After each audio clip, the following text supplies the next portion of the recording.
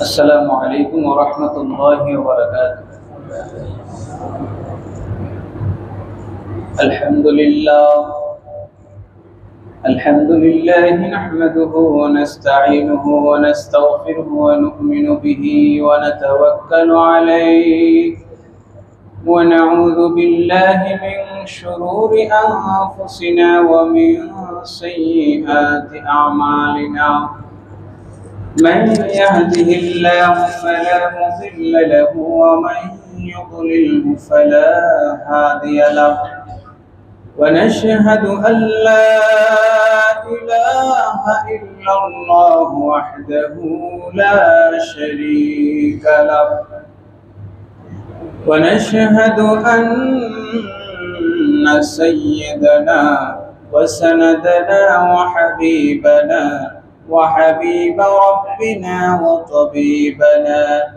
وطبيب قلوبنا ومطلوبنا ومحبوبنا ومعشوقنا ومولانا محمد الذي أرسله الله بالحق بشيرا ونذيرا وداعيا إلى الله بإذنه وسراجا منيرا.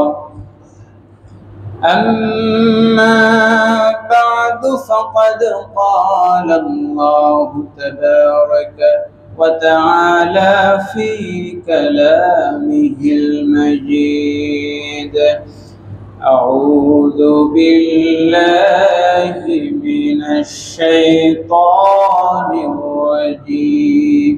بسم الله الرحمن الرحيم. إنا أوحينا إليك كما أوحينا إلى نوح والنبيين. قال تعالى في شأن حبيبه مخبرا وآمرا: إن الله وملائكته يصلون على النبي يا أيها الذين آمنوا صلوا عليه وسلموا تسليما. معزز मुसल्लियान किराम, मुरब्बियान आज़म, दिगर हज़रात उलमाए किराम, रहिमानी व रहिमकुमुल्लाह, अस्सलामु अलैकुम व रहमतुल्लाह। अल्लाह सुब्हानहु व तआला आलिशान बारगाहे लाख कोटी शुक्र एवं सुजूद आदाय करछि जे रब्बुल इज्जत जुल जलाली वल इकराम दया करे माया करे मेहरबानी करे माहे रबीउस सानी মাসের 10তম দিবসে তৃতীয় জুমায় 18 আশ্বিন 3 অক্টোবর 2025 আজকের এই বরকতময় দিবসে যে রব্বে করিম আমাকে আপনাকে সুস্থ রেখে তার ঘরের মেহমান বানিয়ে এই মুহূর্তে জান্নাতের মজলিসে বসার তৌফিক দান করেছেন, সেই মহান মনিবের দরবারে শুকরিয়া আদায় করে জবান খুলে সকলে সমস্বরে বলি আলহামদুলিল্লাহ। আরো যৌক শৌক মুহাব্বতের সাথে বলি আলহামদুলিল্লাহ। দরুদ ও সালাম পেশ করছি নূর নবী হায়াতুল নবী আল্লাহ হাবিব পের নবী রাসূল আরবি নূরে মুজাসসাম হুজুর আকরাম সৈয়দুস সাকালাইন নবিয়ুল হারামাইন নবীজি মুহাম্মদুর রাসূলুল্লাহ সাল্লাল্লাহু আলাইহি ওয়াসাল্লামের উপরে যিনি আজ থেকে ১৫০০ বছর পূর্বে এই উম্মতকে ওহীর জ্ঞানে ওহীর আলোয় আলোকিত করে এই জগৎকে ওহীর জ্ঞানে জ্ঞানান্বিত করে ওহীর আলোয় আলোকিত করে মদিনায় হায়াতুন নবী হিসেবে ঘুমিয়ে আছেন সেই নবীর উপর দরুদ ও সালাম সকলে পড়ি সাল্লাল্লাহু আলাইহি ওয়াসাল্লাম। হাজিরিন, ধারাবাহিক আল্লাহর হাবিবের সিরাত আলোচনার আজকে আমরা ষষ্ঠ পর্বে আলোচনা করব রাসূলের মাক্কি জীবনের গুরুত্বপূর্ণ একটি অংশ ওয়াহি নাজিলের সূচনা এবং ওহীর গুরুত্ব তাৎপর্য সম্পর্কে আমরা জানব। হাজিরিন, পবিত্র কালামে হাকিম আল্লাহ সুবহানাহু ওয়া তাআলা বিভিন্ন জায়গায় আল্লাহর হাবিবের উপরে ওহী নাজিলের ঘটনা বা প্রেক্ষাপট এবং কারণ বর্ণনা করেছেন। যেমন আল্লাহ পাক সূরা নিসা 163 নম্বর আয়াতে বলেন, আল্লাহ তাবারক ওয়া তাআলা ইরশাদ করেন, ইন্না আওহাইনা ইলাইকা কামা আওহাইনা ইলা নূহি ওয়ান নাবিয়্যিনা মিন বা'দিহি। আল্লাহ পাক বলেন, হে নবী, নিশ্চয়ই আমি আপনার নিকট ওহী প্রেরণ করেছি যেমনি ভাবে নবী নূহ আলাইহিস সালাতু ওয়াস সালামের উপর তার নিকটে যেভাবে ওহী নাজিল করেছি আপনার কাছেও সেভাবে ওহী নাজিল করেছি বলি সুবহানাল্লাহ। এখানে নূহ আলাইহিস সালাম বলার উদ্দেশ্য হলো আদম আলাইহিস সালাতু ওয়াস সালামের পর থেকে নূহ আলাইহিস সালাম পর্যন্ত, আদম থেকে নূহ আলাইহিস সালাম ওনাদের মাঝখানে আর কোনো রাসূল নাই বলি সুবহানাল্লাহ। এজন্য আদম আলাইহিস সালাতু ওয়াস সালামের নাম উল্লেখ না করে সরাসরি, যেহেতু তিনি আবুল বাশার, তাকে সরাসরি উল্লেখ না করে নূহ আলাইহিস সালাম এর নাম আল্লাহ পাক সরাসরি উল্লেখ করে এবং এরপরে বলেছেন ওয়ান নাবিয়্যিনা মিন বা'দিহি, এবং তারপরে যত রাসূল এসেছেন, যত নবী এসেছেন তাদের নিকট যেভাবে ওহী প্রেরণ করেছি আপনার নিকটেও ওহী প্রেরণ করেছি বলি সুবহানাল্লাহ। হাজিরিন, এই ওহীটা কি এবং ওহীর গুরুত্ব তাৎপর্য আমাদের জীবনে কেন এত বেশি, এটা বোঝার জন্য দুইটা ঘটনা আপনাদের সামনে তুলে ধরি। ওহী শব্দের অর্থ হলো প্রত্যাদেশ করা, নির্দেশ দেওয়া, হুকুম করা, বিধান দেওয়া, গোপনে কথা বলা, অনেক অর্থ আছে। আল্লাহ সুবহানাহু ওয়া তাআলা শুধু যে নবীদের কাছে ওহী পাঠান তা কিন্তু না। সুবহানাল্লাহ বলেন। আল্লাহ মৌমাছির কাছে ওহী পাঠান, বলেন সুবহানাল্লাহ। কার কাছে? মৌমাছির কাছে। আল্লাহ রাব্বুল আলামিন বলেন, ওয়া আওহা রাব্বুকা ইলান নাহলি আন ইত্তাখিযি মিনাল জিবাল ইলা আখিরিল আয়াত। সূরা নাহল 68 নম্বর আয়াতে আল্লাহ বলেন, ওয়া আওহা রাব্বুকা ইলান নাহল, তোমার রব মৌমাছির নিকটে ওহী প্রেরণ করে।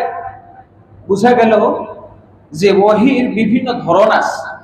নবী রাসূলদের কাছে যে ওহী আসে আর মৌমাছির কাছে কি সেই ওহী আসবে? কথা বলেন। যদিও এখানে ওহী শব্দ আল্লাহ ব্যবহার করেছে, শুধু মৌমাছি না। এবার দেখেন, নবী রাসূল ছাড়া নবী রাসূলদের সাহাবীদের কাছে ওহী আসে। যেমন আল্লাহ পাক সূরা মায়েদার 111 নম্বর আয়াতে বলছেন, ওয়া ইযা আওহাইতু ইলাল হাওয়ারিয়্যিন, যখন আমি আল্লাহ নবী ঈসা আলাইহিস সালাতু ওয়াস সালাম এর সঙ্গী হাওয়ারীদের নিকট ওহী প্রেরণ করেছি। সুবহানাল্লাহ। তাহলে বোঝা গেল মৌমাছির কাছে ওহী আসে। আবার নবীর সাহাবী হযরত ঈসা আলাইহিস সালামের সঙ্গী সাথী হাওয়ারীদের কাছে ওহী এসেছে। এবার মৌমাছি গেল, হাওয়ারী গেল, এবার মহিলাদের কাছে ওহী আসে। কাদের কাছে? কথা বলেন। মহিলাদের কাছে। আল্লাহ পাক সেই কথা বলেছেন সূরা কাসাস আয়াত নাম্বার 7। আল্লাহ বলেন, ওয়া আওহাইনা ইলা উম্মি মূসা, আমি মূসার মায়ের কাছে ওহী প্রেরণ করেছি। সুবহানাল্লাহ। আচ্ছা বলেন তো, নবী ছাড়া আর কারো কাছে ওহী আসে? কথা বলেন। বলেন আপনারা, ওহী আসে না। তাহলে আল্লাহ পাক এখানে যে ওহীর কথা বললেন, এই ওহী সেই ওহী না, নবুয়তের ওহী না। কিন্তু এখানে যেহেতু আল্লাহ সুবহানাহু ওয়া তাআলা বিভিন্ন জনের কাছে সংবাদ, ওহী মানে বার্তা, মেসেজ পাঠাচ্ছেন এবং সেই কথা বলছেন, এই মেসেজগুলো, এই বার্তাগুলো, এই তথ্যগুলো, এই নির্দেশগুলোর গুরুত্ব আছে নাকি নেই? আছে। এরপরে আল্লাহ রাব্বুল আলামিন এবার সুস্পষ্ট করে দিচ্ছেন, ওয়া মা কানা লিবাশারিন আন ইউকাল্লিমাহুল্লাহু ইল্লা ওয়াহিয়া। আল্লাহ পাক সরাসরি কোন মানুষের কাছে ওহী প্রেরণ ব্যতীত সরাসরি কোন মানুষের সাথে কথা বলেন না। সুবহানাল্লাহ। ওয়া মা কানা লিবাশারিন আন ইউকাল্লিমাহুল্লাহ, পৃথিবীতে এমন কোন মানুষ নাই যে মানুষ সরাসরি আল্লাহর সঙ্গে কথা বলতে পারে, ইল্লা ওয়াহিয়া, তবে আল্লাহর সাথে কথা হইতে পারে, সেটা হচ্ছে ওহীর মাধ্যমে। বলি সুবহানাল্লাহ। এই আয়াতগুলোর মাধ্যমে আমরা যেটা বুঝতে পারি যে নবী রাসূলদের কাছে যেই ওহী আসে, সেই ওহীটা অন্য কারো কাছে আসার কোনো সম্ভাবনা, যেমনটা মুসাইলামাতুল কাজ্জাব, তুলাইহা, মুসাইলামা, তারপরে এইভাবে 30 জন ভণ্ড নবুয়ত দাবি করেছিল, যেমন সর্বশেষ মির্জা গোলাম আহমদ কাদিয়ানী মিথ্যা নবুয়তের, মিথ্যা ওহীর দাবি করেছিল। ঠিক কিনা বলেন? সে যতই দাবি করুক, আমরা এটা বিশ্বাস করি। এখন আল্লাহ সুবহানাহু ওয়া তাআলা মূসা আলাইহিস সালামের মায়ের কাছে ওহী পাঠান, মৌমাছির কাছে ওহী পাঠান, নবী ঈসা আলাইহিস সালাতু ওয়াস সালামের সঙ্গী সাথী হাওয়ারীদের কাছে ওহী পাঠান। তো এই নির্দেশগুলো, এই তথ্যগুলো, এই বার্তাগুলো, নির্দেশগুলোর গুরুত্ব অন্য মানুষদের কাছে যে গুরুত্ব, মানে যে মেসেজ, যে বার্তা, যে জিনিস পাঠান, অন্য মানুষের নির্দেশনার চাইতে আল্লাহর নির্দেশনার গুরুত্ব কম না বেশি? দেখেন, আমরা মানুষ, আল্লাহ সুবহানাহু ওয়া তাআলা তার রাসূলের মাধ্যমে আমাদের কাছে কোরআন পাঠিয়েছেন, ওহী পাঠিয়েছেন। এই ঈমান আমাদের আছে নাকি নেই? কথা বলেন, কোরআনের প্রতি, হাদিসের প্রতি, রাসূলের হাদিসের প্রতি আমাদের ঈমান আছে নাকি নেই? নাকি বলবেন শুধু কোরআনের প্রতি ঈমান আছে? যদি কেউ বলে যে আমি কোরআনের প্রতি ঈমান আনলাম কিন্তু রাসূলের হাদিসের প্রতি ঈমান আনবো না, আনি না, তাহলে সে কাফের। কারণ আমার আল্লাহ রাব্বুল আলামিন কোরআনে বলে দিয়েছেন, ওয়া মা ইয়াতিকু আনিল হাওয়া ইন হুয়া ইল্লা ওয়াহয়ুন ইউহা। রাসূল নিজের জবানে কোনো কথা বলেন না যতক্ষণ পর্যন্ত আল্লাহ তার নিকট ওহী পাঠান না। সুবহানাল্লাহ। তাহলে রাসূলের কথা গুরুত্ব আছে নাকি নেই? এবার আসি বাস্তব যে বিষয়টা, ওহীর কথা, ওহী ভিত্তিক কথার গুরুত্ব আর দুনিয়াবি অন্য মানুষের কথার গুরুত্ব, ওহীর সাথে কোনো তুলনা চলে? আচ্ছা বলেন, আপনাদের এখানে আজকে জুমার দিন আমি 2, 4, 5, 10, 15, 20 মিনিট যা কথা বলবো আপনারা মোটামুটি শুনবেন, কিন্তু এখানে যদি কোনো পলিটিশিয়ান, কোনো ইলেকট্রিশিয়ান, কোনো মিউজিশিয়ান, অন্য কোনো পেশার লোককে দাঁড় করিয়ে দেওয়া হয় যে তুমি মিউজিশিয়ান, মিউজিক সম্পর্কে কিছু বলো, তুমি পলিটিশিয়ান, তুমি পলিটিক্স সম্পর্কে কিছু বলো, আপনারা শুনবেন? 2, 4, 5 মিনিট শুনবেন, কিন্তু তারপরে তার কথার কোনো গুরুত্ব আপনাদের থাকবে? এটাই পার্থক্য। ওহী ভিত্তিক যে কথা, যে তথ্য, যে জিনিসটা আপনাকে দেওয়া হবে, এর মধ্যে কোনো ভুল থাকবে, এর মধ্যে কোনো অবিশ্বাস করার সুযোগ থাকবে না। এইজন্য আল্লাহ রাব্বুল আলামিন রাসূলের প্রতি ওহী নাযিল করার মাধ্যমে তামাম দুনিয়াব্যাপী ওহী ভিত্তিক যে সমাজগুলো প্রতিষ্ঠিত হয়েছে, ওহীর উপরে যে সমাজ কায়েম হয়েছে, ওই সমাজটা আজও অটুট রয়েছে। ছোট্ট একটা উদাহরণ দেই। আল্লাহ রাসূলের পরে হযরত ওমর ইবনে খাত্তাব রাদিয়াল্লাহু তাআলা আনহুর জামানায় আল্লাহ রাসূলের দ্বীন ইসলাম মিশরে পৌঁছে গেল। মিশর এমন একটা রাষ্ট্র, আফ্রিকান বেল্টের মধ্যে। হযরত ওমরের জামানায় মিশর ইসলামী খেলাফত, ইসলামী সালতানাতের মধ্যে এসে গেল। মিশরের মধ্যে অসংখ্য মসজিদ মাদ্রাসা কায়েম হলো, ওই জায়গার মধ্যে কোরআনের চর্চা হলো। আজকে 1000 বছর পরেও ওই জায়গার মধ্যে মুসলমান, কোরআন হাদিসের চর্চা আছে নাকি নাই? কিন্তু তার মাত্র 92 বছর পরে, 92 হিজরিতে 711 ঈসাই সনে, 711 ঈসাই সনে হাজ্জাজ বিন ইউসুফের আমলে তারিক বিন জিয়াদ স্পেন চলে গেলেন, আন্দালুসে চলে গেলেন, সেখানে ইসলামী সালতানাত কায়েম করলেন। কায়েম করার পর 800 বছর পর্যন্ত ওই জায়গা শাসন করলেন। শাসন করার পরে আন্দালুসে যে ঘটনাটা ঘটলো, আজকে আপনাদের আমাদের অনেকের আত্মীয় স্পেনে আছে নাকি নেই? অসংখ্য মসজিদ সেখানে গির্জায় রূপান্তরিত হয়েছে। এর মূল কারণটা হলো সেই জায়গায় শাসন করেছেন কিন্তু ওহীর শাসন কায়েম হয় নাই। কি কায়েম হয় নাই? ওহী কায়েম হয় নাই। কিন্তু একই সময় আপনি খুব তাকান, স্পেনের 711 খ্রিস্টাব্দে তারিক বিন জিয়াদ গেলেন, 700 মুসা বিন নুসাইরের নেতৃত্বে গেলেন। আর এই দেশে 712 খ্রিস্টাব্দে আসলেন মুহাম্মদ বিন কাসেম। কে আসলেন? একটু কথা বলেন, কে আসলেন? কাছাকাছি সময় 711 খ্রিস্টাব্দ, 712 খ্রিস্টাব্দ। 711 তে গেলেন তারিক বিন জিয়াদ স্পেনে, আন্দালুস তখন নাম ছিল। 712-তে এই হিন্দুস্তান উপমহাদেশে আসলেন মোহাম্মদ বিন কাসেম। কিন্তু এই উপমহাদেশে আসার পর এই উপমহাদেশে তারা যেমনি ভাবে রাজ্য শাসন করেছেন, শাসন কায়েম করেছেন, তেমনি ভাবে ওহির শিক্ষাটা, ওহির জ্ঞানটা এই দেশে কায়েম করেছেন। বলেন সুবহানাল্লাহ। যার ফলে এই বাংলাদেশের মতো ক্ষুদ্র একটা রাষ্ট্র, যে রাষ্ট্রের মধ্যে এখনো 4.5 লক্ষাধিক মসজিদ আছে, বলে সুবহানাল্লাহ, ঠিক এই মুহূর্তে 4.5 লক্ষ মসজিদে 4.5 লক্ষ খতিব সাহেব আপনাদেরকে ওহির কথা শোনাইতেছে, বলি সুবহানাল্লাহ। কিন্তু আন্দালুস, স্পেনে আপনি যান, আমার ছোট ভাইও থাকে, অসংখ্য মসজিদ, আজকে সেখানে গির্জার ঘন্টা বাজতেছে, কি বাজে না? দুইটা পার্থক্যই হলো এটা। সেই দেশে তারা শাসন কায়েম করেছেন, রাজ কায়েম করেছেন, রাজত্ব কায়েম করেছেন, কিন্তু ওহির শিক্ষা কায়েম করেন।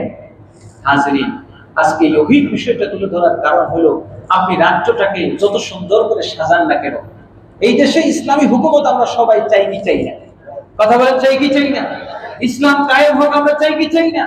চাই। কিন্তু তার আগে আমাদেরকে তো মুসলিম হইতে হবে, ঠিক কিনা বলে? 223 খ্রিস্টপূর্ব থেকে 206, মানে উল্টা, পাড়ার থেকে কমছে।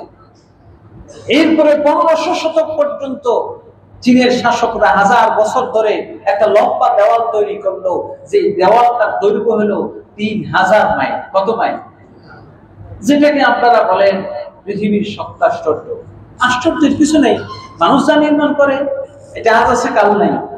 কিন্তু যে বিষয়টি বলার উদ্দেশ্য, এত 1000 বছর ধরে যে দেয়ালটা নিজেদের সেফটি সিকিউরিটির জন্য নির্মাণ করলে কি হবে? বহিঃশত্রুর আক্রমণ থেকে এই দেয়াল তাদেরকে রক্ষা করতে পারে। 3-4 বার, 5-7 বার, যতবার তাদের আক্রমণ হয়েছে, এই দেয়াল ভেঙে দেয়াল টপকে আসা লাগে নাই, বরং সদর দরজা দিয়ে ঢুকছে। কারণ যতবার শত্রু আসছে, ততবার প্রহরীকে, গেটম্যানকে, সিকিউরিটি গার্ডকে ঘুষ দিয়ে সবাই ঢুকে গেছে শত্রু ভাই। কথা বুঝতে পারছেন?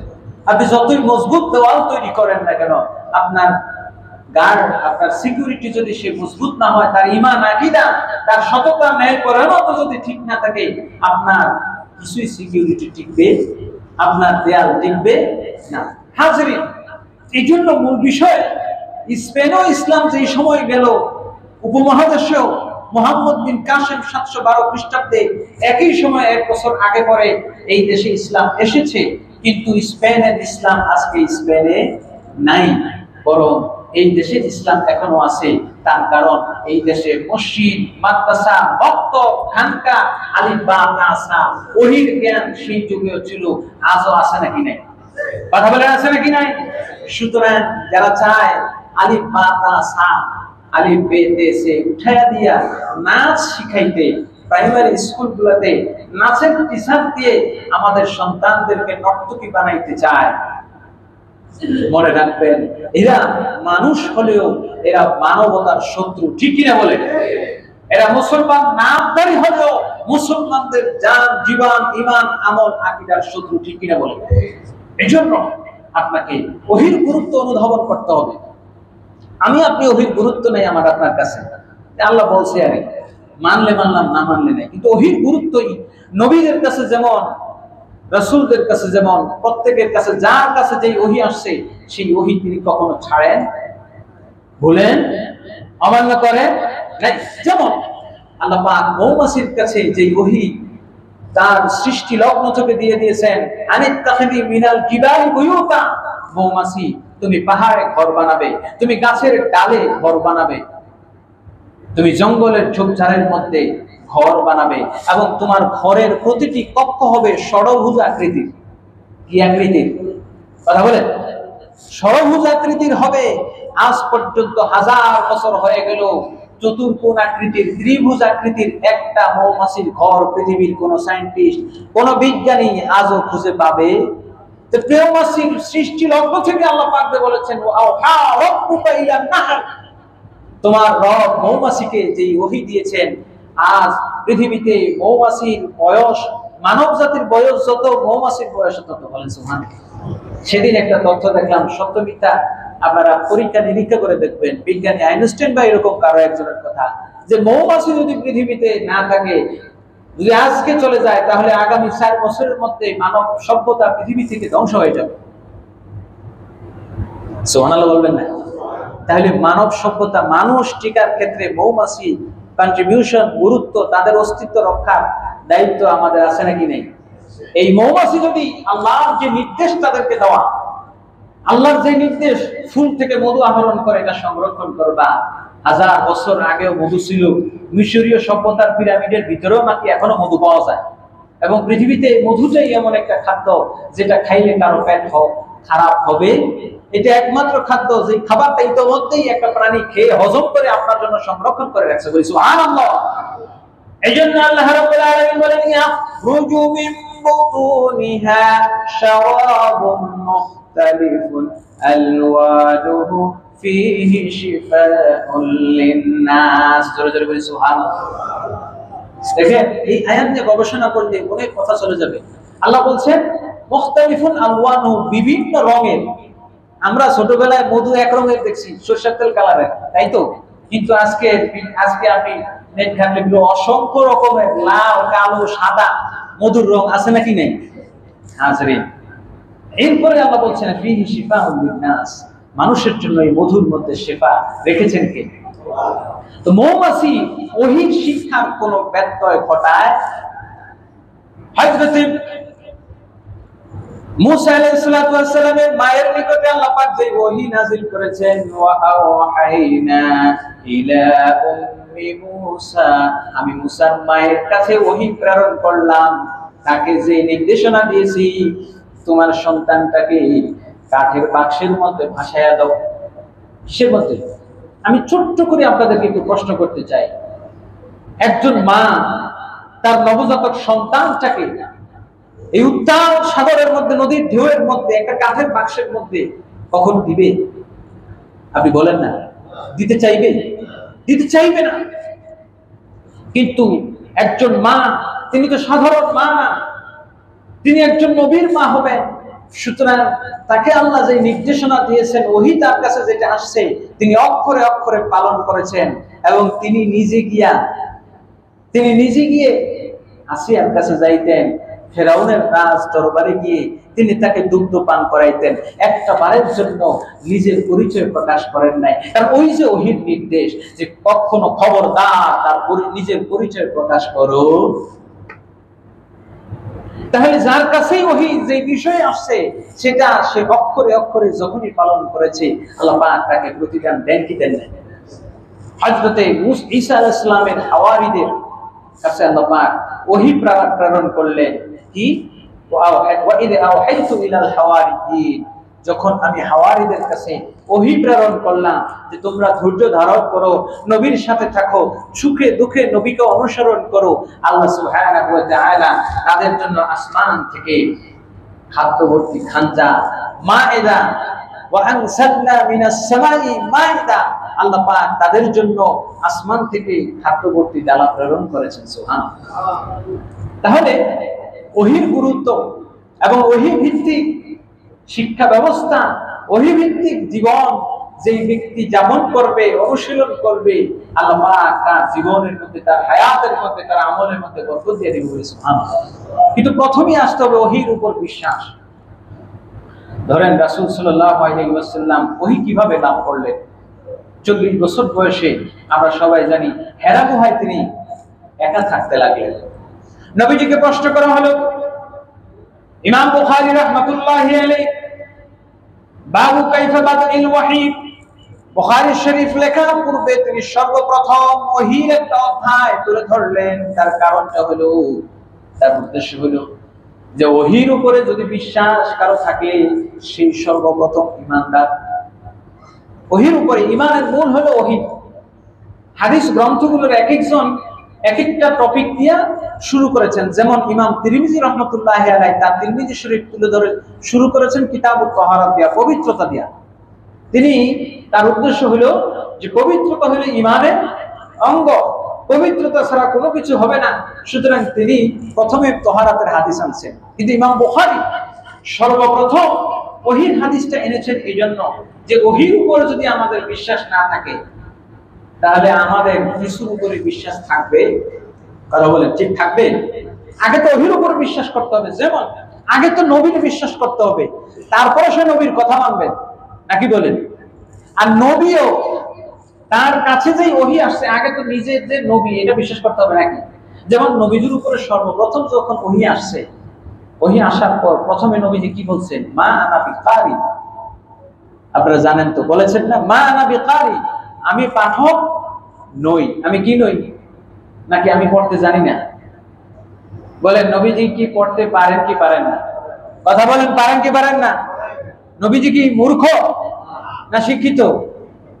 হাজরি, এটা ঈমানের বিষয়। আল্লাহ রাসূল সাল্লাল্লাহু আলাইহি ওয়াসাল্লাম নিজেই বলেছেন, বুইসতু মুআল্লিমান, আমি শিক্ষক রূপে প্রেরিত হয়েছি। বলি সুবহানাল্লাহ।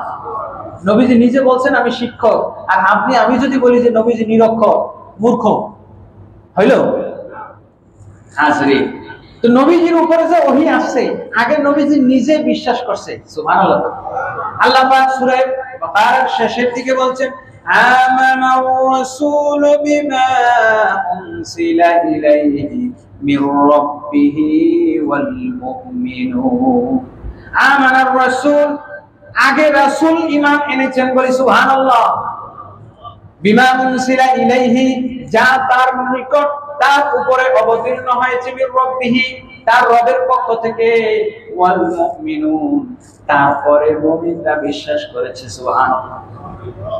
তাহলে নবীজির উপরে সর্বপ্রথম ওহী আসার পর এই ওহীর উপরে সর্বপ্রথম ঈমান এনেছেন, বিশ্বাস করেছেন নবীজি নিজেই। সুবহানাল্লাহ। এবার ওহীর সূচনাটা আমরা একটু যাই, যে কিভাবে নবীর উপরে ওহী আসলো, জানা দরকার আছে নাকি নেই? কারণ আমরা রাসূলের ওহী, একটা হলো কোরআন আর একটা সুন্নাহ, দুইটাই ওহী। একটা ওহী মাতলু আর একটা গায়রে মাতলু। আমরা দুইটা ওহীর উপরে ঈমান আনি। আমাদের ঈমান আছে নাকি নেই? একদল এই সমাজে এখনো আছে, এই সমাজে আছে যারা ওহী মাতলুর উপরে ঈমান আনে, ওহী গায়রে মাতলুর উপরে ঈমান আনে, কোরআনের উপরে ঈমান আনে, কিন্তু হাদিসের উপর ঈমান আনে না। যাদেরকে আহলে কোরআন বলা হয়, আজও নেটে ঘাটলে এরকম বহু লোক পাওয়া যায়, আমি তাদের নাম বলবো না, আপনারা খুঁজে নিবেন, যারা হাদিসকে নিয়ে কটূক্তি করে, বলে কোরআনই আমাদের জন্য যথেষ্ট। অথচ আমার আল্লাহ বলছেন না, যে রাসূলের জবান থেকে আলহামদুলিল্লাহি রাব্বিল আলামিন। আচ্ছা বলেন তো, এটা আল্লাহর কথা না রাসূলের কথা? আল্লাহর কথা। তো এটা যে আল্লাহর কথা বলছে কে? নবীজি তো বলছে, নবীজি মুখ দিয়ে বলছে এটা আলহামদুলিল্লাহ সূরা, এটা আল্লাহ কোরআন থেকে বলছে, আমরা এটা মেনে নিছি। আর নবীজি জবানে বলছেন ইন্নামাল আমালু বিন্নিয়াত, এটা আমার জবানে বের হইছে, এটা কোরআনের কথা না, এটা আমরা মেনে নিছি হাদিস। ঠিক কি না বলেন? তা আলহামদুলিল্লাহি রাব্বিল আলামিন, এটা যেই নবীর জবানে বের হয়েছে, ইন্নামাল আমালু বিন্নিয়াত, এটাও কি সেই নবীর জবানে বের হয় নাই? তা আপনি আলহামদুলিল্লাহি রাব্বিল আলামিন মানলেন, ইন্নামাল আমালু বিন্নিয়াত মানলেন না। আপনি কি এটাকে অস্বীকার করার মাধ্যমে ওইটাকে অস্বীকার করা হয় কি হয় না? আপনি আমার একটা কথা বিশ্বাস করলেন, আরেকটা কথা বিশ্বাস করলেন না, তাহলে আমার আরেকটা কথা অস্বীকার করার দ্বারা যেটা বিশ্বাস করছেন এটা অস্বীকার করা হবে। হাজরিন, তো রাসূলের উপরে ওহী কিভাবে নাজিল হলো, এটা ইতিহাস যদি আমরা দেখি, আল্লাহর হাবিব হেরা গুহায় চলে গেলেন। কোথায় চলে গেলেন? আল্লাহর হাবিব সাল্লাল্লাহু আলাইহি ওয়াসাল্লামকে প্রশ্ন করা হলো, সুইলা রাসূলুল্লাহ সাল্লাল্লাহু আলাইহি ওয়াসাল্লাম আউয়ালু মা বুদিয়া বিহি মিনাল ওয়াহী, নবী গো, আপনাকে যা ওহী, কিভাবে সূত্রপাত ওহী নাজিল আপনার নিকট হওয়া শুরু হইল, আপনি কিভাবে বুঝলেন? কখন থেকে আপনার উপর ওহী নাজিল হইল? নবীজি বললেন, ফাকানা লা ইউরা রুইয়া ইল্লা জাআত মিসলা ফালাকাস সুবহি, আমি স্বপ্নে যা দেখতাম পরের দিন সকালে তাই ঘটতো। বলেন সুবহানাল্লাহ। এবার আমি আপনাদেরকে আরেকটা জিনিস বলবো, যে নবীগণের নিকট ওহী আসতো, আল্লাহ রাসূলের নিকট ওহী আসার পদ্ধতি হলো 7টা। কয়টা? গভীর মনোযোগ। আপনাকে আমাকে, আমি যে এতক্ষণ ধরে কথাগুলো বলছি, প্রত্যেকটা কথা কোরআন হাদিস থেকে। আপনার নিকট গুরুত্ব থাক চাই না থাক, রাসূলের কাছে, রাসূল বলতেছেন আমার কাছে কখনো কখনো ওহী আসতো মিথলু সালাতিল জাওয়াস, ঘন্টা ধ্বনির ন্যায়। বলি সুবহানাল্লাহ। যখন টুনটুন করে ঘন্টা বাজা ধ্বনির ন্যায় ওহী আসতো, তখন নবীজি কান পেতে সেই ওহীটা শুনতে থাকতেন, কারণ ওহীর গুরুত্ব নবীর কাছে সবচেয়ে বেশি। সুবহানাল্লাহ বলেন। এক একটা শব্দ, এক একটা হরফ, নবীজি ওহীর প্রতি এত ঈমান, এতকাদ, এত গুরুত্ব ছিল। নবীজি বারবার ওই হরফগুলো উচ্চারণ করতেন। আমার আল্লাহ দেখে বলতেছেন, লা তুহাররিক বিহি লিসানাক, নবী গো আপনি বারবার জিহ্বা আওড়ায়েন না তো, আপনাকে যা ওহী দিছি মুখস্থ করা লাগবে না, আপনার কলবে, মেমোরিতে, ব্রেনে সব জায়গায় জমা রাখার, সেভ করার দায়িত্ব আমি আল্লাহ। আর সেই ওহীর গুরুত্ব আমাদের কাছে নাই। কয়টা সূরা মুখস্থ আপনাদের? অনেকের মুখস্থ ধরলে আলাম তারা থেকে কুল আউযু বিরাব্বিন নাস পর্যন্ত 10টা সূরাই অধিকাংশই আমার মুখস্থ নাই। অথচ আমার রাসূল ওহী যখন নাযিল হইতো বারবার মুখস্থ করার চেষ্টা করতেন। আর আমরা সেই ওহীর জ্ঞান বাদ দিয়া দুনিয়াবি জ্ঞান নিয়ে পড়ে আসছি। আপনি মনে করেন না আপনার ছেলেকে ইঞ্জিনিয়ার, ডাক্তার বানাইলে খুব বড় কিছু হয়ে গেল? ওহীর জ্ঞানের তুলনায় কিচ্ছু না। ছোট্ট একটা উদাহরণ দিয়ে বলে দেই। হযরত নবী সুলাইমান আলাইহিস সালাতু ওয়াস সালাম নবী ছিলেন। বলে নবী ছিলেন কিনা? তিনি নবী ছিলেন, কিন্তু তার দরবারের মধ্যে ইঞ্জিনিয়ার, লয়ার অর্থাৎ বর্তমান পেশা এগুলার কোনো অভাব ছিল না। জিন ছিল, ইনসান ছিল। রানী সাবা তার দরবারে আসবেন। আসার সময় হযরত নবী সুলাইমান বললেন যে রানী সাবার যে সিংহাসনটা আছে, আইয়ুকুম ইয়াতিনি বিআরশিহা, কোরআনের সূরা সাবার মধ্যে কথা আছে। নবী হযরত সুলাইমান আলাইহিস সালাতু ওয়াস সালাম তার উপস্থিত সভাসদ, সেখানে আইনজীবী, লয়ার, ব্যারিস্টার, উকিল, নোক্তা, জ্ঞানী, গুণী, ইঞ্জিনিয়ার, সব রকমের জিন, ইনসান, সব রকমের বাকবালক সব ছিল কি ছিল না? দরুদ শরীফ পড়ুন সাল্লাল্লাহু। হাজিরিন, বলছে ওহীর জ্ঞান আর ইঞ্জিনিয়ারিং জ্ঞান কোনটার শক্তি বেশি? কোরআন থেকে দেখেন। নবী সুলাইমান আলাইহিস সালাতু ওয়াস সালাম বলেন, আইয়ুকুম ইয়াতিনি বিআরশিহা, তোমাদের কে এখানে আসো ইঞ্জিনিয়ার, ডাক্তার, কবিরাজ, হাকিম, মুক্তা, আমাকে এই রানী বিলকিসের সিংহাসনটা এনে দাও। এটা রাস্তার ওপারে না, এটা সেই তিনি শুধু যে জালেমে শাসন করছেন। আর রানী সাবা সেটা হলো ইয়েমেনে, কম না, প্রায় ৩,৫০০ মাইল দূরে। আর তার সিংহাসনটা আমাদের আপনাদের শাহজাদপুর ৫তলা মসজিদের এই মিম্বরটাও না, এই মসজিদের চাইতে আরো বিশাল রাজ সিংহাসন, পাথরের সিংহাসন। এইটা আনতে তিনি বললেন, কে আসো? জিনদের মধ্যে ইঞ্জিনিয়ার দাঁড়ায় গেল, আনা আতিকা ক্বাবলা আন তাকুমা মিন মাকামিক, হে নবী সুলাইমান আলাইহিস সালাতু ওয়াস সালাম, আপনার এই কনফারেন্স, আপনার এই অধিবেশন শেষ হওয়ার আগে আমার যে ইঞ্জিনিয়ারিং জ্ঞান আছে, আমি আপনার কনফারেন্স শেষ হওয়ার আগে আমি ওই সিংহাসন আপনার কাছে এনে দিতে পারি। সুবহানাল্লাহ। নবী সুলাইমান আলাইহিস সালাম বললেন, না, হবে না, হাতে এত সময় নেই, আরো দ্রুত চাই। এবার ইঞ্জিনিয়ার ফেলার হয়ে গেল। قال الذي عنده علم من الكتاب أنا آتيك قبل أن يرتد إليك طرفك। নবী সুলাইমান আলাইহিস সালাতু ওয়াস সালাম যখন বললেন এত সময় নাই, ইঞ্জিনিয়ারে এত সময় দেওয়া যাবে না, এর চাইতে দ্রুত সুপার এক্সপ্রেস কে দিতে পারে? قال الذي عنده علم من الكتاب, জিনেরা যেখানে অপারগ হয়ে গেল, জিনদের ইঞ্জিনিয়ারিং যেখানে অপারগক্ষম হয়ে গেল, ওই জায়গায় একজন আলেম যার কাছে কিতাবের ইলম ছিল, ওহীর জ্ঞান ছিল, তিনি দাঁড়িয়ে বললেন, মিটিং, কনফারেন্স, অধিবেশন শেষ হওয়া লাগবে না, আপনার একটা চোখের পলক ফেলার আগে আপনি চোখটা বন্ধ করেন, আমি এনে দেই, আপনি তারপরে চোখ খুলেই দেখতে পারবেন। সুবহানাল্লাহ। তাহলে বোঝা গেল ইঞ্জিনিয়ার জিনের ক্ষমতা বেশি না যার ওহীর জ্ঞান আছে তার ক্ষমতা বেশি? ওহীর জ্ঞান। আপনি আমি এখন অ্যাপল ফোন দিয়া America, Sweden, London, Japan video কলে কথা কই কি কই না? জেফ বেজোস বা এরকম কেউ একজন আবিষ্কার করছে, আর ইন্টারনেট তো 2, 4, 5, 10, 15 বছর আবিষ্কার। কিন্তু এই ভিডিও কল আজ থেকে 1400 বছর আগে ভিডিও কলে হযরত ওমর মিম্বরে বসে কথা বলছেন, ইয়া সারিয়াতুল জাবাল বলে, ওই 1000 মাইল দূরে ভিডিও কলে হযরত সারিয়াকে ইনস্ট্রাকশন দিয়েছেন, তুমি পাহাড়ে উঠে যাও। বলেন সুবহানাল্লাহ। এইটা কোন শক্তি? তখন তো ভিডিও কল ছিল না, ইন্টারনেট ছিল না, তাতে তিনি কিভাবে দেখলেন? কারণ ইন্টারনেট, আপনার ইঞ্জিনিয়ারিং বা দুনিয়াবি জ্ঞান যেগুলো আছে, এগুলোর চাইতে ওহীর জ্ঞান সবচেয়ে বেশি শক্তিশালী। সুবহানাল্লাহ। সুতরাং একজন ইঞ্জিনিয়ার করতে যা না পারে, একজন ইঞ্জিনিয়ার যা করতে না পারবে, একজন হাফেজ কোরআন তা করতে পারবে। সুবহানাল্লাহ। বলবেন হাউ ক্যান ইট পসিবল? আপনাকে এটা বুঝতে হবে কিভাবে সম্ভব। ডাক্তারের কাছে গেছে, ডাক্তার ক্যান্সারের কোনো অ্যান্সার নাই, এরকম বহু ঘটনা আমরা দেখেছি। ডাক্তার বিদায় করে দিছে, বাড়িতে আনছে, আনার পরে 10-15 জন হাফেজ সাহেব নিয়ে, মাদ্রাসার ছাত্র নিয়ে একটু খতমে খাজাগান পড়াইছে, খতমে শেফা পড়ছে, আয়াতে শেফা পড়ছে, চিনি পড়া, পানি পড়া, তেল পড়া দিছে, ছোট্ট ছোট্ট হাফেজে কোরআন একটু পড়ছে, ওই মরা রোগী জিন্দা হয়ে যায়, আরো 10 বছরের পরে বাইচা থাকে। সুবহানাল্লাহ। আচ্ছা, এরকম 2-4টা অ্যাক্সিডেন্ট বলে, দুর্ঘটনায় বলে ফেলি, আপনাদের কাছে ধরেন এটা বিশ্বাসযোগ্য হোক চাই নাও, আপনাদের সমাজে এরকম ঘটনা 2-4টা জানা আছে নাকি নাই? কথা বলেন, আছে নাকি নাই? হাজিরিন, তাহলে দুনিয়ার জ্ঞান, দুনিয়াবি আসবাবের জ্ঞান আর ওহীর জ্ঞান কখনো এক। এই জন্য রাসূল সাল্লাল্লাহু আলাইহি ওয়াসাল্লামের কাছে আল্লাহ পাক ওহী প্রেরণ করলেন।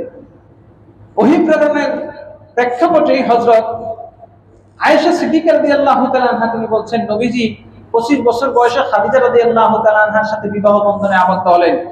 আবদ্ধ হওয়ার পর আন্না রাসূলুল্লাহ সাল্লাল্লাহু আলাইহি ওয়াসাল্লাম নাদারা আইয়াতাকিফা শাহরান হুয়া ওয়া খাদিজাতু বিহিরা।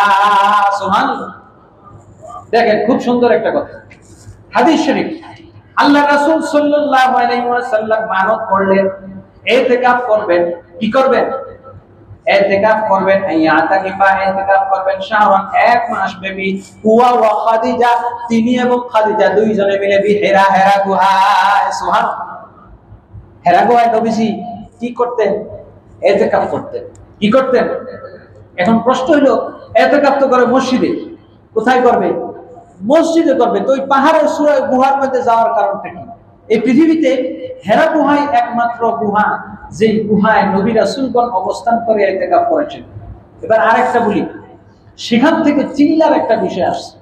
চিল্লার বিষয়টা বলি, যেমন তাবলীগে চিল্লা দেয় না মসজিদে মসজিদে, আসলে চিল্লাটা তাসাউফের ক্ষেত্রে প্রযোজ্য, এবং একটা পরিভাষা আউলিয়া কেরাম, বুজুর্গানে কেরাম, তারা বন জঙ্গলে গিয়ে চিল্লা দিতেন। কোথায়? বন জঙ্গলে। আপনার আরো 100, 150, 200 বছর আগের যত মসজিদ দেখবেন, ঢাকা শহরে যে প্রাচীন মসজিদগুলো আছে, এগুলো দেখবেন আন্ডারগ্রাউন্ডে আলাদা রুম থাকে। আপনি প্রাচীন মসজিদগুলো দেখবেন আন্ডারগ্রাউন্ডে আলাদা রুম থাকে। মসজিদের ইমাম বা মসজিদের প্রতিষ্ঠাতা যারা, যা বুজুর্গানে কেরাম, তারা ওইখানে থেকে একা একা ইবাদত বন্দেগী করতেন। আল্লাহ রাসূল সাল্লাল্লাহু আলাইহি ওয়াসাল্লাম এই হেরা গুহায় যে শুধু 1 মাস ছিলেন না, প্রতি বছর চলে যেতেন নির্দিষ্ট একটা সময়। হাদিস শরীফে আসছে ফাওয়াফাকা যালিকা শাহর রমাদান। তো করতে করতে যেই বছর কোরআন নাযিল হবে, ওই বছর নবীজির ইতিকাফটা রমজান মাসে পড়ে গেল। সুবহানাল্লাহ বলে। তাহলে রমজান মাসে ইতিকাফ করার দরকার আছে নাকি নেই? কথা বলেন, আছে নাকি নেই?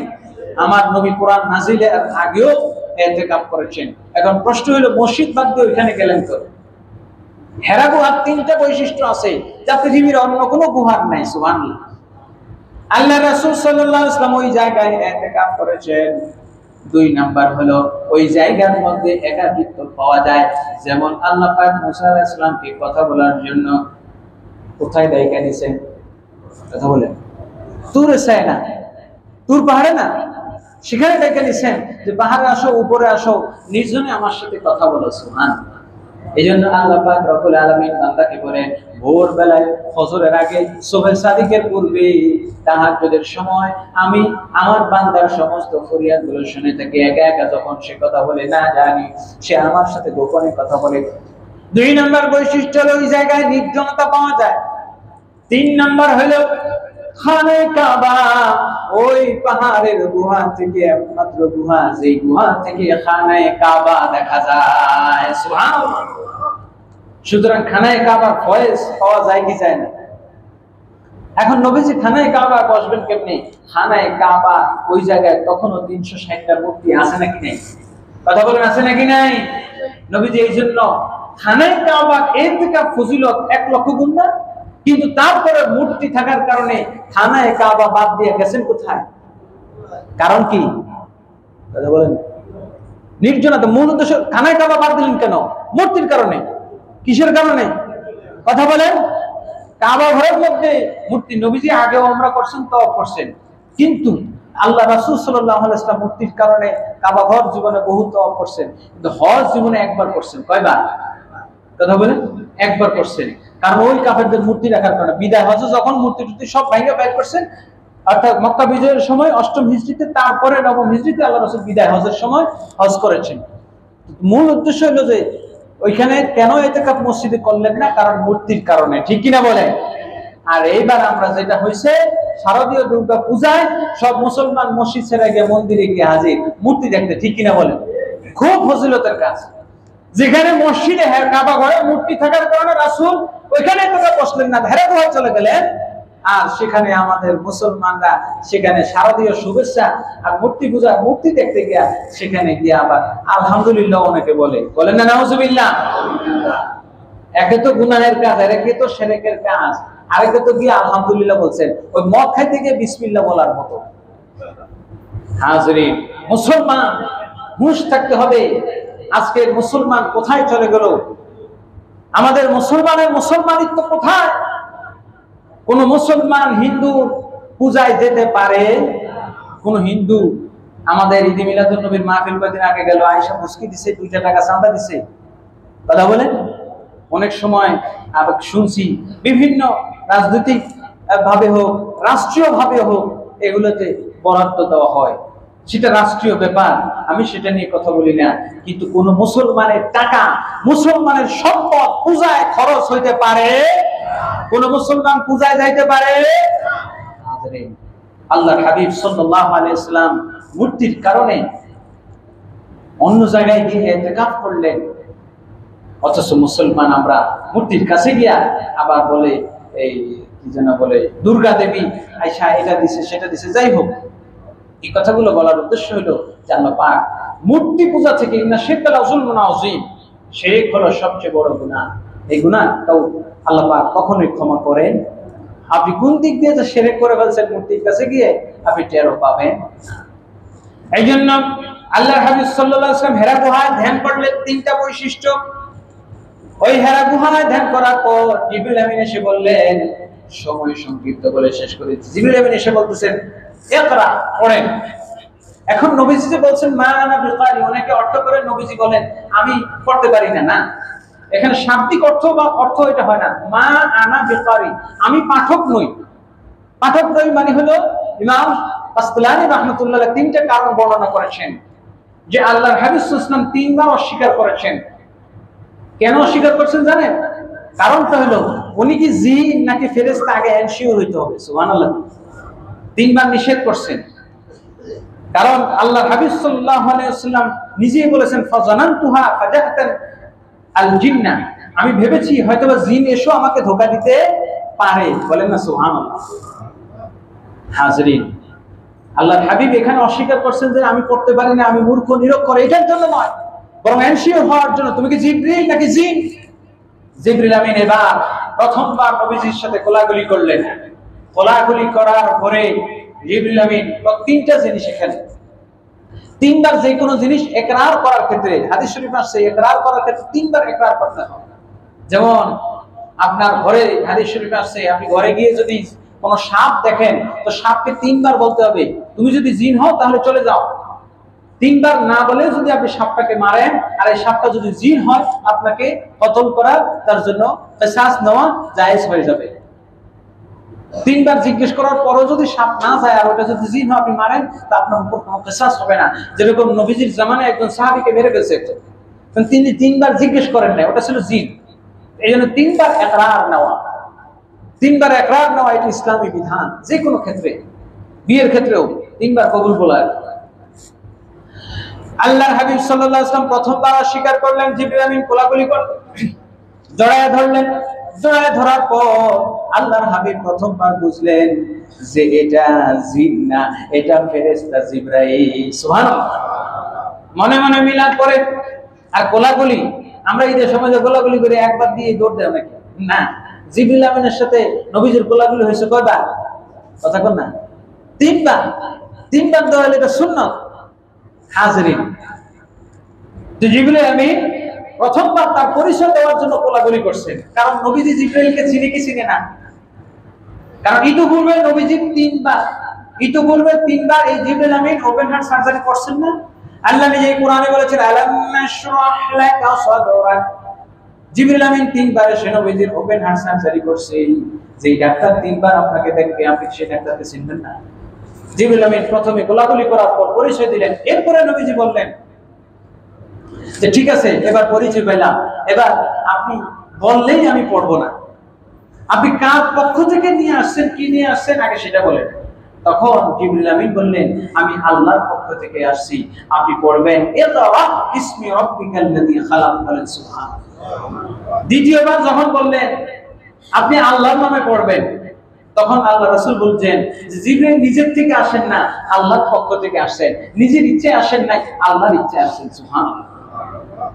আমি এই কথা বলার উদ্দেশ্য হলো এই ঘটনাটা তারা কি বুঝলেন যে জিবরিল আল্লাহ রাসূলের কাছে ওহী নিয়ে আসছেন, তারপরেও নবী তাকে জাস্টিফাই ভেরিফাই করছেন কি করেন নাই? একটু কথা বলেন। 3 বার তার থেকে ইকরার নিয়েছেন, মা আনা বিকারি, আমি পড়তে পারি না এই কথা না, এটা জীবনে পড়তেই না।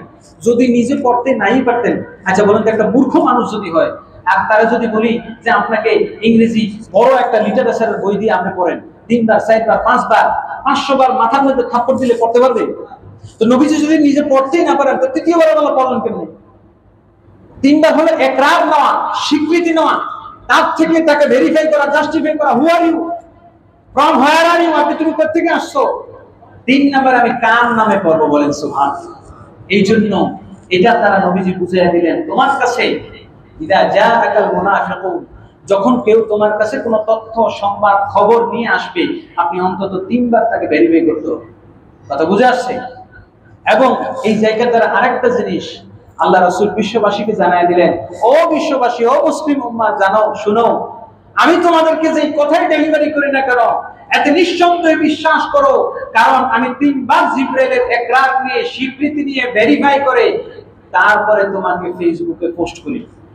ফেসবুকে পোস্ট করা মানে এখন আপনি তো শুনলেন আর একটা তথ্য দিয়ে দিলেন না, আমি ডেলিভারি করে 3 বার জেনে শিওর হই তারপরে তোমাকে ডেলিভারি করি। সুতরাং আমার কথার মধ্যে কোনো ভুল, আমার কথার মধ্যে কোনো সন্দেহের অবকাশ। সুতরাং যে রাসূল এত কিছু করার পর তারপরে আমাদেরকে ডেলিভারি দিয়েছেন হাদিসগুলো, সেই রাসূলের হাদিস, সেই রাসূলের সুন্নাহ, সেই রাসূলের কথা, সেই রাসূলের বাণী, সেই রাসূলের ওহী আমাদের মানা দরকার আছে নাকি নেই? হাজিরিন, আসুন আমরা ওহী ভিত্তিক আমাদের জীবন গঠন করি, ওহীর আলোকে জীবনকে সাজাই। কারণ ওহীটা হলো এমন জিনিস, এতে কোনো খাত, এতে কোনো ভুল, দুনিয়ার যত লয়ার, ল মেকার, ইঞ্জিনিয়ারিং এর যত বই আছে, ডাক্তারের যত ডাক্তারি বই আছে, ভুল থাকতে পারে, রাসূলের এটার মধ্যে ভুল নাই। যেরকম পৃথিবীর যত পানীয় আছে ভেজাল থাকতে পারে, কিন্তু মধুর মধ্যে কোনো ভেজাল নাই, কারণ এটা ইতিপূর্বে একজন হজম করে আপনার জন্য রাখছে। সুতরাং নির্দ্বিধায় আমরা ওহীর জ্ঞান ধারণ করতে পারি, আমাদের সন্তানদেরকে ওহীর শিক্ষায় শিক্ষিত করলে তাহলে ইঞ্জিনিয়ার ওই জিন যেখানে ফেল, ওহীর জ্ঞানী সেখানে ফার্স্ট হয়ে যাবে। সুবহানাল্লাহ। আল্লাহ পাক আমাদেরকে বুঝার, আমল করার তৌফিক দান করুন। আমিন। আখির দাওয়ানা আলহামদুলিল্লাহি রাব্বিল আলামিন।